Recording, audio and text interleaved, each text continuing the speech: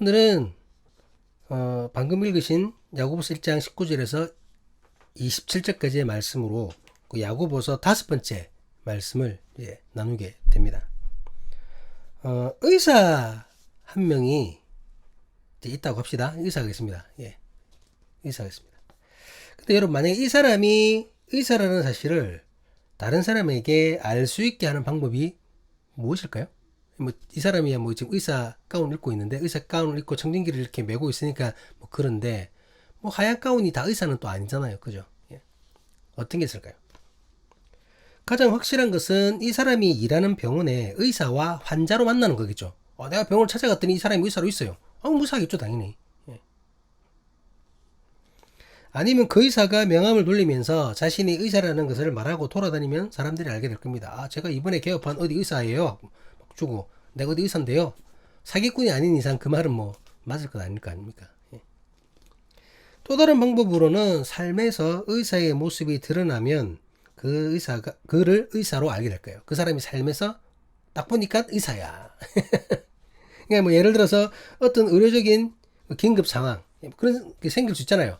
의료적인 긴급 상황이 생겼을 때에 이 사람이 그 자리에 마침 있은 거예요. 그 사람이 마침 있어가지고 응급조치에 도와주었거나 이렇게 했다면 사람들이 그 사람을 의사로 알고 있죠. 혹시 의사분 안 계세요? 제가 의사인데요. 해가지고 이렇게 할 수 있잖아요.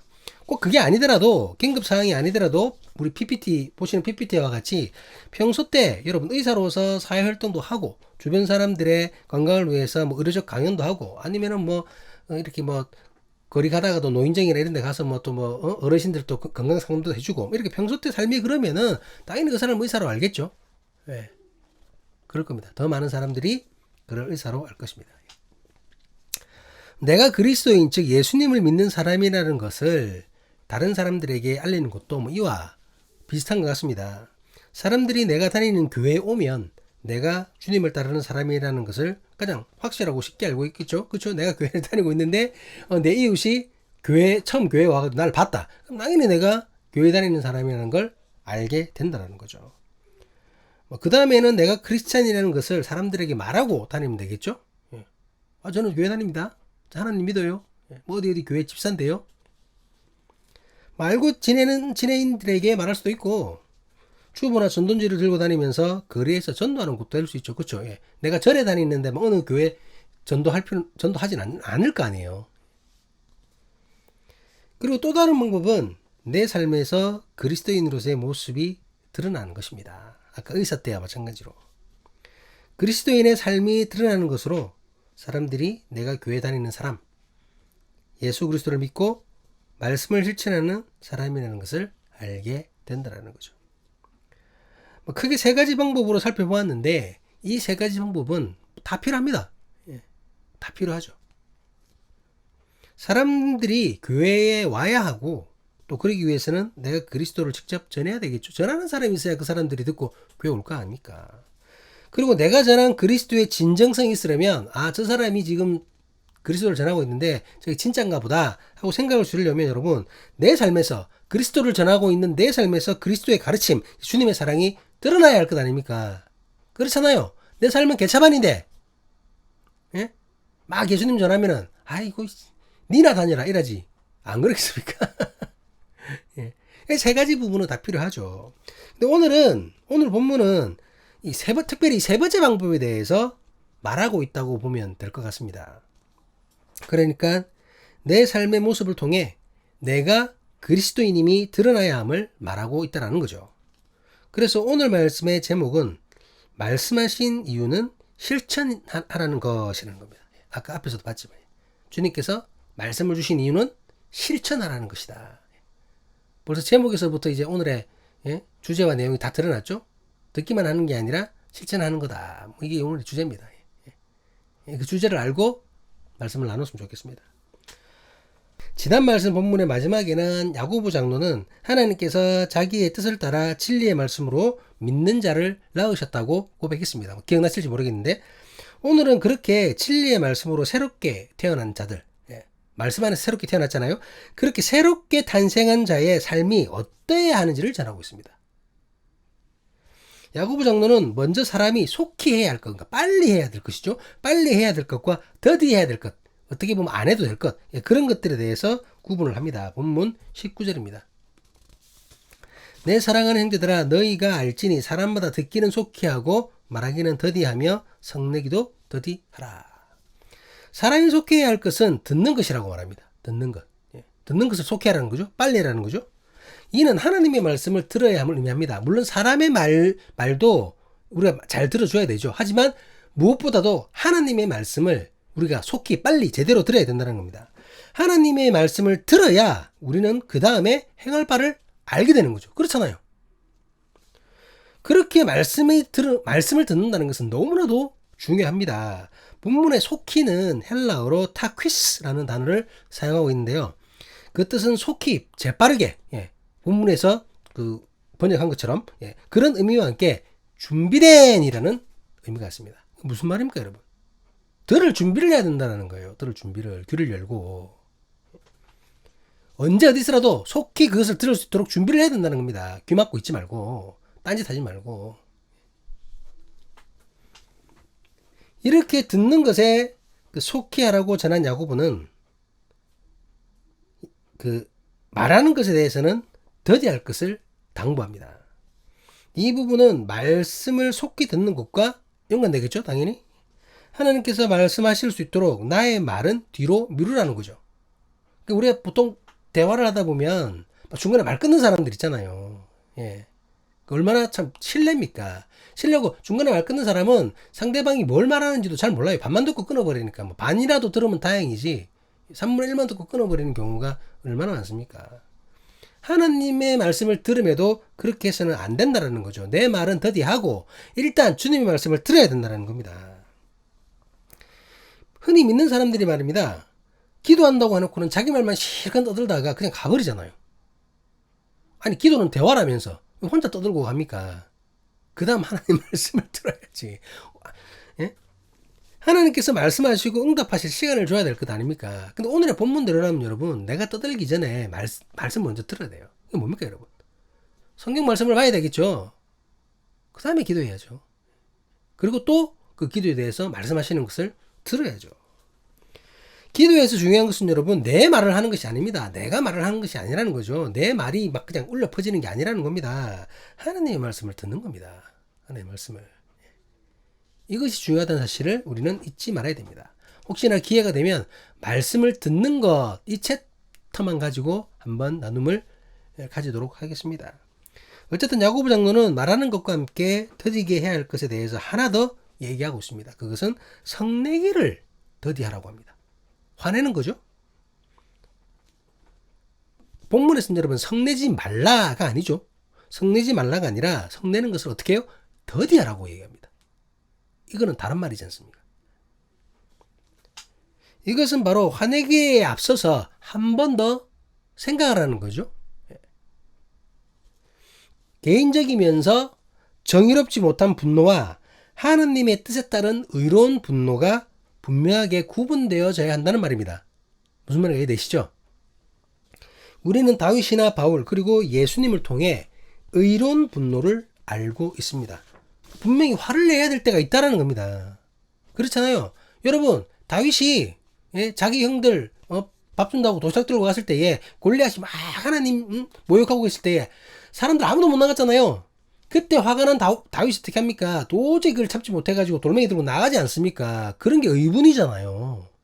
아니 그걸 어떻게 참고 있습니까 여러분? 어떻게 참고 있어요? 예수님도 그렇죠. 예루살렘 성전에 갔더니 막 거기서 장사하고 있고 매점매석 해가지고 막 그냥 고이익을 남기고 있고 예수님이 열받아가지고 상을 다 엎어버렸잖아요. 그렇게 하면 안 된다고. 그걸 어떻게 참고 있습니까? 그런 거는 참을 수가 없다는 겁니다.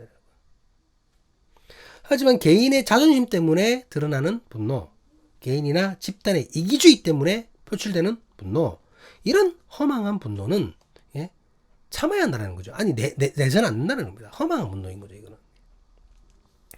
야고보 장로는 분노에 앞서 그 분노의 본질을 분명히 하라고 말하고 있는 것입니다. 공의를 위한 분노인지 아니면 개인적인 화남인지를 확실히 하라는 거죠. 그렇다면 야고보는 왜 성내는 것을 더디게 하여 구분하라고 전하고 있을까요? 우리 본문 20절 말씀을 같이 한번 보시도록 하겠습니다. 사람이 성내는 것이 하나님의 의를 이루지 못함이라. 야고보는 구분되지 못한 성냄으로 인해 하나님의 의를 이루지 못한다고 단호하게 말하고 있습니다. 하나님의 의는 하나님의 뜻을 말하는 거잖아요. 하나님의 의는 공의를 말하는 겁니다. 공의는 사랑을 바탕으로 이루어지는 거죠. 하나님의 뜻을 위한 의분이 아닌 지극히 이기적이고 자기중심적인 분노는 여러분, 그 안에 사랑이 있을 수 없잖아요. 하나님의 뜻은 내 이웃을 마치 내 몸과 같이 사랑하는 것에 있습니다. 그런데 자기 분에 못 이겨 화내는 사람이 그게 가능하겠습니까? 내 이익을 위해서 화를 내는데, 저 사람 때문에 내가 손해봤어 하고 화를 내는데 어떻게 이웃을 사랑합니까? 자기만 생각하면서 자기의 손해에 득달같이 분노하는 이에게 어떻게 하나님의 사랑을 기대할 수 있단 말입니까? 그렇게 화를 내고 있는데. 그렇기에 야고보는 성냄을 더디하라고 하는 겁니다. 구분하여서 말씀을 온유함으로 받으라고 가르치는 겁니다. 일단은 자제하고 네 성냄이 뭔지 생각해라. 그 다음에 주님이 그럼 그에 대해서 뭐라고 얘기하는지 말씀을 받으라는 겁니다. 본문 21절입니다. 그러므로 모든 더러운 것과 넘치는 악을 내버리고 너희 영혼을 능히 구원할 바 마음에 심어진 말씀을 온유함으로 받으라.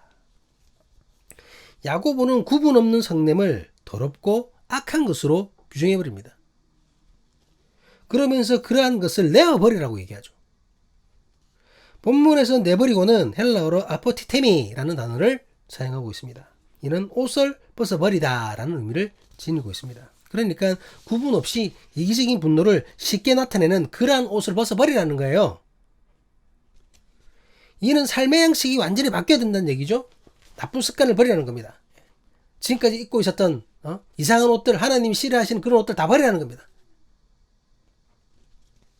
그러면서 말씀을 온유함으로 받으라고 전하고 있습니다. 결국 말씀이죠. 말씀이었습니다. 야고보는 계속해서 말씀을 듣고 받아들이는 것에 대해 말하고 있는 것입니다. 말하기를 속히 하고 성내는 것을 속히 하면서 더러운 것과 넘치는 악에 벗어버리지 못하는 이유가 바로 말씀을 제대로 듣지 못했기 때문에, 말하기는 속히 하면서 말씀 듣는 것은 더디했기 때문에 일어났던 일이라는 거죠. 그렇기에 하나님의 말씀 듣기를 속히 하고 온유함으로 그 말씀을 받으라는 것입니다. 하나님의 말씀이 우리의 영혼을 살리고 구원하는 것이기 때문입니다. 그런데 야고보 정로는 더 나아가 말씀을 듣기만 하는 자가 되어서는 안 됨을 강조합니다. 본문 22절입니다. 너희는 말씀을 행하는 자가 되고 듣기만 하여 사람을 속이는 자가 되지 말라. 본문은 앞뒤 부분을 바꾸어서 읽으면 조금 더 정확하게 이해가 됩니다. 물론 이제 지금 이렇게 읽으셔도 다 똑똑하시기 때문에 이해를 하시겠지만 앞뒤를 바꿔보면 더 이해가 쉽다라는 거죠. 어떻게 되냐면 말씀을 듣기만 하는 자가 되지 말아라. 그런 자는 자신을 속이는 자다. 그러니 말씀을 실천하는 자가 되라 라고 읽으면 더 이해가 쉽다라는 거죠. 이해되시죠? 듣기만 하는 자는 자기를 속이는 자다. 그러니 말씀을 실천해라 이 말인 겁니다. 말씀을 듣는 것은 너무나도 중요하죠. 중요합니다. 왜냐하면 들음으로 말미암아 행동할 수 있는 이유, 계기가 생기는 거죠. 무엇을 해야 될지를 알게 되는 겁니다. 그런데 듣기만 하고 행동하지 않으면 말짱 헛것이라는 거죠. 오히려 자신을 속이는 자라는 겁니다. 내가 하나님의 말씀을 듣는다는 것은 여러분 무엇을 의미합니까? 내가 왜 하나님의 말씀을 듣고 있습니까? 저 지겨운 설교를 왜 듣고 있습니까? 저 설교를 하나님의 말씀이라고 인정하고 내가 1시간, 2시간 앉아서 왜 듣고 있냐고요. 하나님을 믿기 때문 아닙니까? 하나님을 믿는다고 고백했기 때문입니다.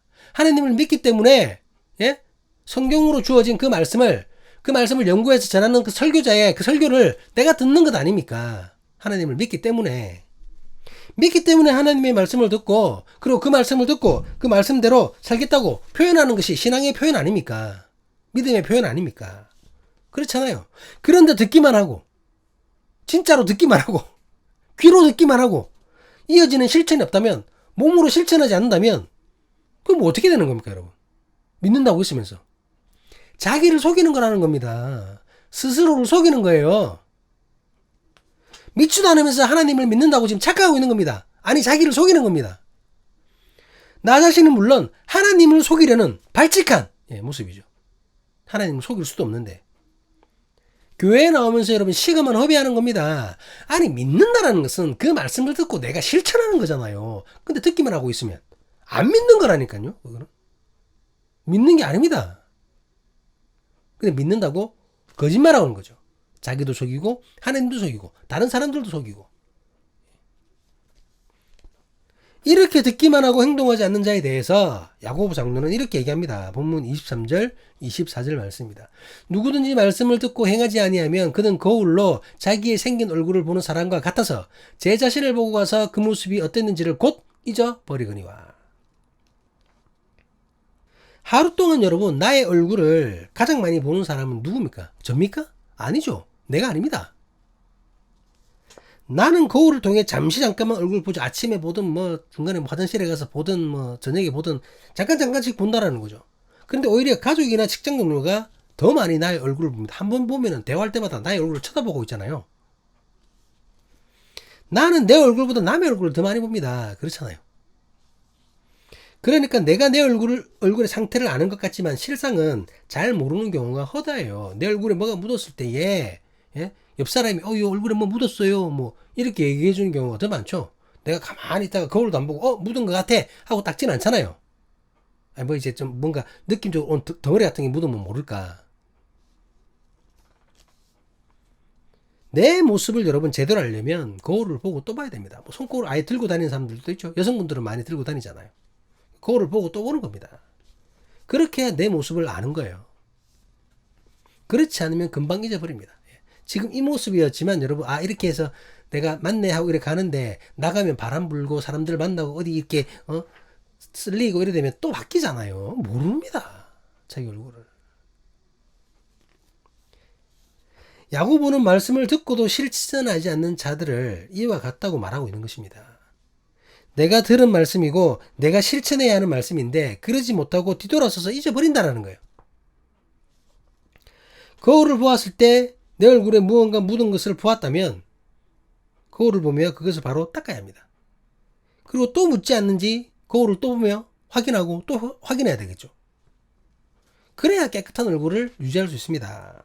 마찬가지로 말씀에 깨달음이 있다면 그 자리에서부터 바로 실천에 들어가야 합니다. 그리고 말씀을 듣고 또 듣고 실천하고 또 실천하는 거죠.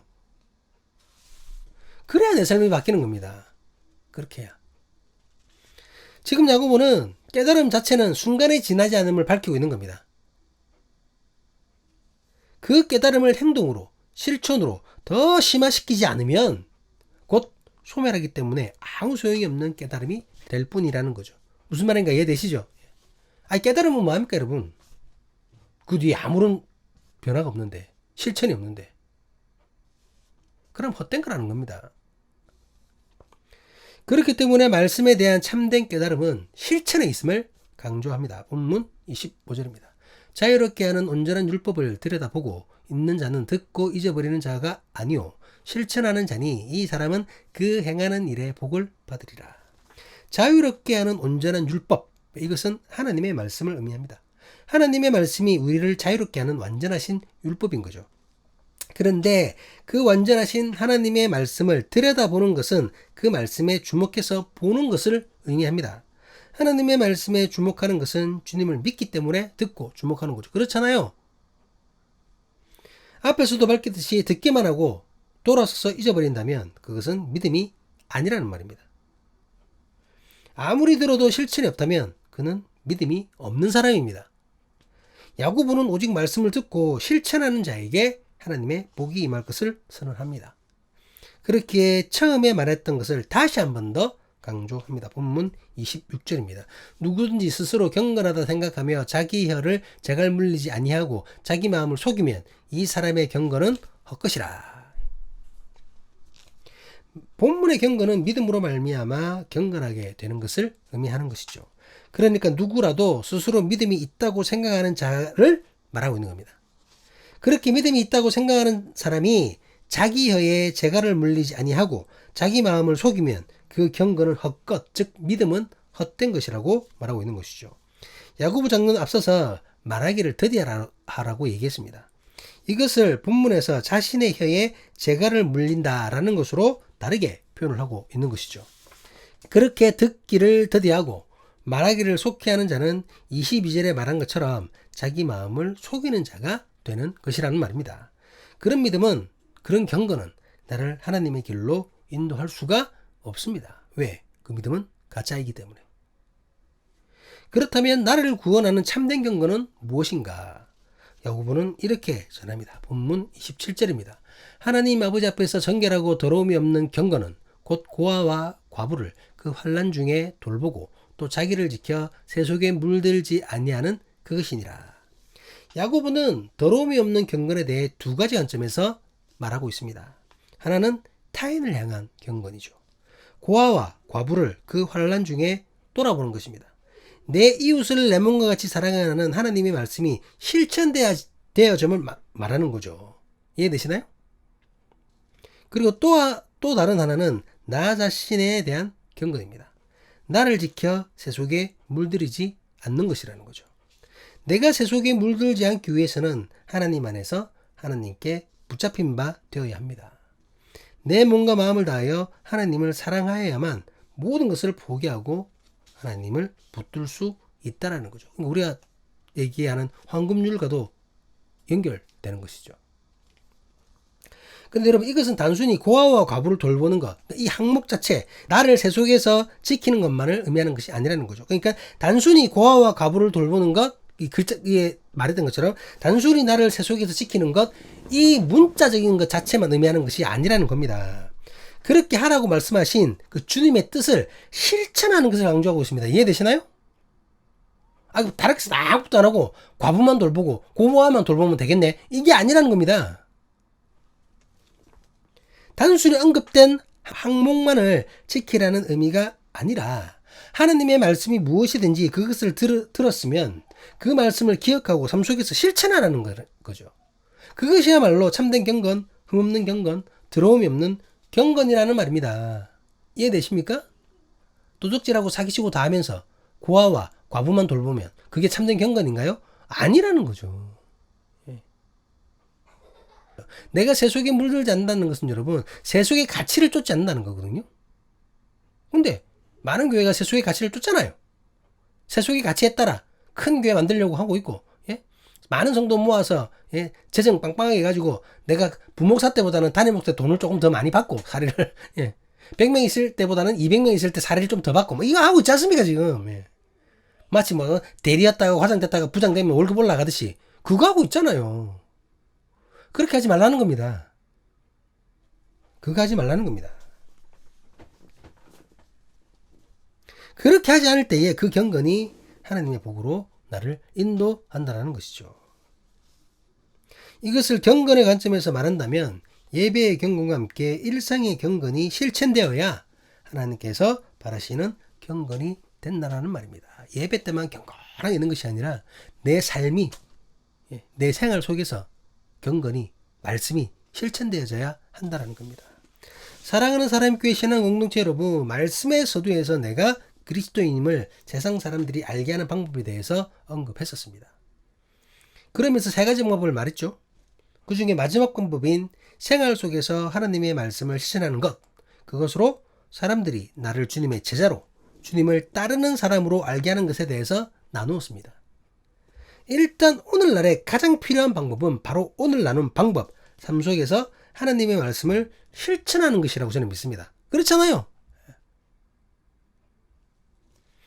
하나님을 전하고 내가 그리스도를 따르는 사람임을 증거하는 가장 건전하면서 하나님의 뜻에 합당한 방법임을 확신합니다. 저는 지금 현대에서는 다른 방법이 필요 없거나 절대 하면 안 된다는 얘기가 아니에요. 그게 아니라 지금의 상황, 한국 교회의 상황, 한국 사회의 상황, 한국 사람들이 인식하는 기독교의 상황, 그런 것을 봤을 때에 가장 합당한 방법, 하나님께서 원하시는 방법이 바로 이 세 번째 방법, 삶에서 나를 나타내는 것, 삶에서 믿음을 나타내는 것이라는 거죠.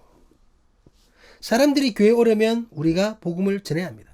우리가 전한 복음이 그 복음을 들은 사람에게 믿음직스러워야 합니다. 신뢰가 가야 되잖아요. 그런데 오늘날 교회가 사람들에게 얼마나 신뢰를 주고 있습니까? 얼마나 신뢰를 주고 있나요? 한국 교회가 세상 사람들에게 믿을 만한 존재인가요? 진정으로 생명을 사랑하고 있다고, 그렇게 우리가 신뢰를 주고 있습니까? 아, 교회 사람들은 생명을 사랑해. 이런 신뢰를 주고 있나요? 영혼을 진정으로 사랑하고 있다는 그런 믿음을 주고 있습니까? 주고 있나요? 우리 PPT 한번 보시기 바랍니다. 이게 뭐냐면, 예, 보시면 아시겠죠? 2009년부터 2023년까지 각 종교, 우리나라 이제 3대 종교죠. 이 종교에 대한 그 신뢰도, 그 세상 사람들에 대한 신뢰도를 조사한 겁니다. 예, 자료 출처는 사단법인 기독교 윤리 실천 운동에서 낸 건데요. 어떻습니까, 여러분? 예. 2009년만 하더라도 26.1%가 신뢰를 했습니다. 기독교를. 근데 지금 어떻나요? 16.5%입니다, 여러분. 2023년. 예. 코로나 이후에 급격히 더 떨어졌죠. 코로나 때 보였던 그 교회의 말도 안 되는 그 모습들 때문에 더 많이 신뢰가 떨어졌죠. 이게 현실입니다. 세상 사람들은 교회 안 믿습니다. 교회 안 믿어요. 하나님을 안 믿는 게 아니라 교회를 안 믿습니다.